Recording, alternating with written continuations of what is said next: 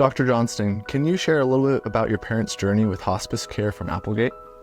Sure, I'd be happy to. We began hospice care with Applegate when my father, about 1.5 years ago, was nearing the end of his life after a struggle with pancreatic cancer. And it was determined and recommended to us that we begin hospice care. And I knew Wes Hansen, have known him for many, many years. But I also knew Kelly. She had been a patient in my office for many years, had known her for a long time too. So the choice actually was pretty easy for us. They came highly recommended from the care facility where my folks were staying.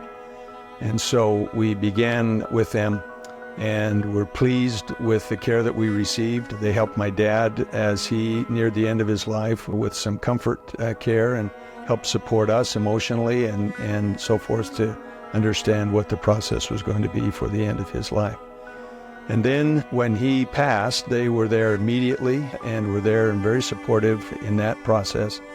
And then about 1 year later, my mom had some Alzheimer's and some dementia issues, and that became increasingly more difficult. And then we involved them also in the care of my mom, who passed away about 2 months ago. And they were especially helpful in that situation to help us understand the dementia process and what that disease process was going to look like, and helped us to understand what she was going through and how we could best benefit and help her to be comfortable and help her through that process as well. And again, at the end of her life, they were there and helpful and consistent in their care. So I felt really good about the service we received from them. Next question we have is, how did Applegate's hospice team support you and your family during this challenging time?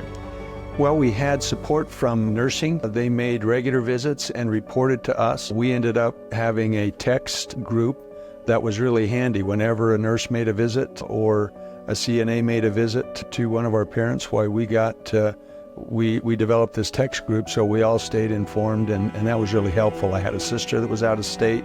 I had a brother that was in Bountiful, and so we were able to communicate well that way. That was great. We had some chaplain services. He paid visits to our folks when we weren't there, for example, and then reported back to us on those visits. And we just felt like there was some good, consistent care. When medication became more appropriate, then they helped to administer and manage that as well. Can you describe the level of care and compassion your parents received from Applegate staff?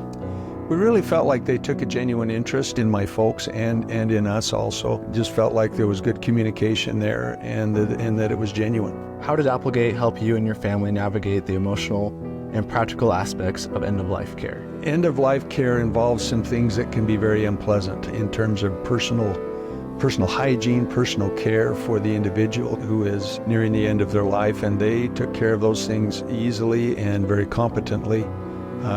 Always kept us informed and involved. I thought that was really helpful. And also, especially with my mom understanding what this disease process was going to look like, and it occurred over many months. It was a lengthy journey and with a lot of ups and downs. And they kind of helped us understand what to expect and how to anticipate and how to kind of process what was going on. Based on your experience, would you recommend Applegate's hospice services to other families in need? Yeah, I would, and I have. I think that, again, after the services that we received from my dad, a year or 6-8 months later, we were involved again in that similar situation and didn't hesitate to involve Applegate again to care for my mom. So I think that speaks highly of their care. And yeah, I would recommend them without hesitation. Perfect. Thanks, Dr. Johnston, for speaking with us today. You're very welcome. Happy to do it.